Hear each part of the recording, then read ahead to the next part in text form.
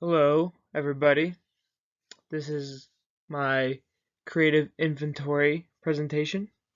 And before I get into the slides, I just want to give just some background about what I'm going to present. And so basically, I'm first going to go over the first movie that I ever remember seeing. And that is actually Spider-Man 2. Now I know a lot of people might think this is like a weird movie to be inspired by, but I think it really cemented in my mind how special movies can be in someone's life. I'm pretty sure everyone can remember the first movie that they ever saw or remember seeing, and Spider-Man 2 happens to be that one, and to be able to look back and remember which specific movie was my first one is a testament to my love for film and media creation. But it didn't start with Spider-Man 2. Apparently, when I was a child, my mom took me to the Cider House Rules, and this came out in 1999. I'm not sure which month, but I was basically an infant, so I was able to go in to my first free movie, and it happened to be kind of a depressing, happy movie with the Cider House Rules, but it all has to start somewhere, and this happens to be the first movie that I ever went to. And I feel like with movies, it's been a family experience with me, and that's I can only thank my mom and my dad for bringing me to so many movies as a child, and that is the reason why I love movies so much. Now, as for creators of movies, I am a huge fan of Christopher Nolan's work. Everything. It is a fantastic mind, the way that he makes different pictures and it makes you think. He's the first filmmaker that I have ever researched or watched that has left me utterly confused after the movie is done, when the credits roll. And I feel like he does this because he wants to elicit an emotional response within the audience. It's not necessarily him saying you have to go to theater 3 more times to understand my movie. It's more to impact you on a deeper at a deeper core within yourself. And I feel like a perfect movie that does this is Interstellar. I remember the first time seeing this with my dad in 2014. Walking out that theater after the last scene, after the realization of the whole film, it just left both of us in shock. And the first thing I wanted to do was research. Research. I didn't research the physics of how they made the black hole in the movie.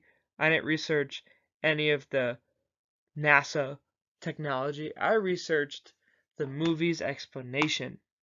And although a lot of people had their theories at the time when it first came out, I can only do my own research by watching it more. And this has to be the only movie that I've watched more than 10 times. I mean, it's been a lot. This is a type of movie that I can put on and go to sleep to. It's just that epic. And I feel like why it's inspiring for my creative drive is the score. The score is incredible. Hans Zimmer is a genius. And I feel like having a perfect score is everything for a film. I mean, if Hans Zimmer didn't make the score for this film, I don't think a lot of people would associate how powerful the score was for the movie. It's its own character. Another movie that does this is Tenant. When it first came out, everyone was confused. I was confused. My dad was confused. My friends were confused when I forced them to see it with me.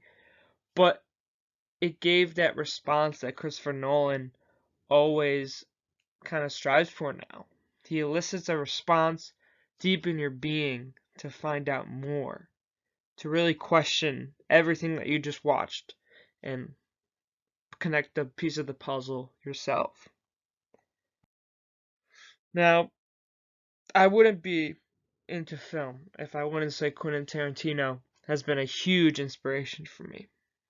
I mean, he's mastered a lot of modern cinematic techniques, and I feel like his use and his knowledge of just old time cinema just makes it such a brilliant contemporary filmmaker. I mean, he's a genius. And Django Unchained is a movie that is creatively inspiring for me because just of how visceral it is. I'm not talking about the blood and gore and the viscera like that, although it is very neat. There's a style to it. There's a new type of Western style to it, but it's also playing on the spaghetti Westerns that have come and gone. And calling back to those like earlier techniques is a really neat film. It just makes it a neat film from all these techniques that are being used. I feel like Quentin Tarantino sticks to these techniques, these same techniques, and he makes it incredible. And another movie that does this is Inglourious Basterds. It's a historical movie. It's a drama. It has one of the most villainous antagonists, I think, in modern cinema history in like the 21st century. But having that antagonist, that pure evil, even though Hitler is in this movie, Hitler is in the shadows for this one until the end. But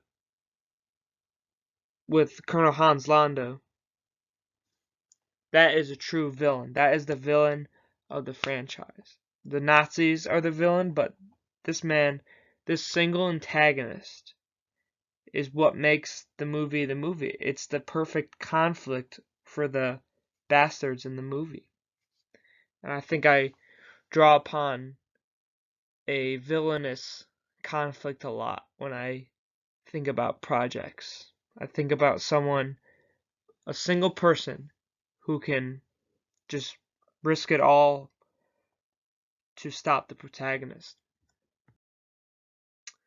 And Denis Villeneuve is also an inspiring director for me because of the one film, Sicario. Sicario does the same thing. Although the antagonist isn't clear, the antagonists are the cartels, but with Emily Blunt's character, it shows a very vulnerable protagonist. She's helpless. It's truly haunting, but also very cool.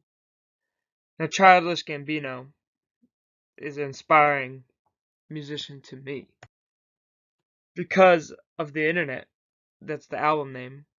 This album, when I listen to it, I can think of it as a movie because of how it plays out.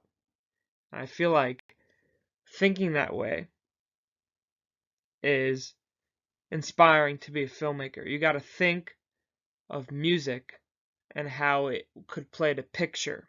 And that relationship with sound and picture is very fascinating to me. Same thing with the 1975.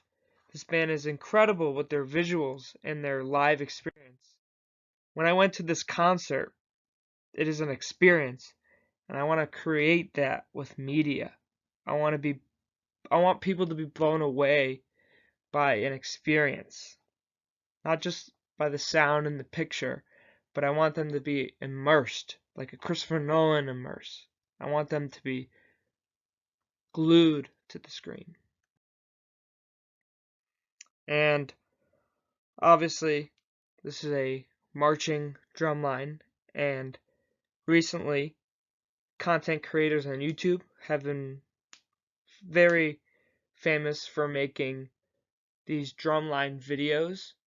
It's a culmination of sound and it's a culmination of visual, but it's also this new content that is very fascinating. It's a new kind of sports casting. You're watching these athletes perform at the highest level for the enjoyment of thousands and millions.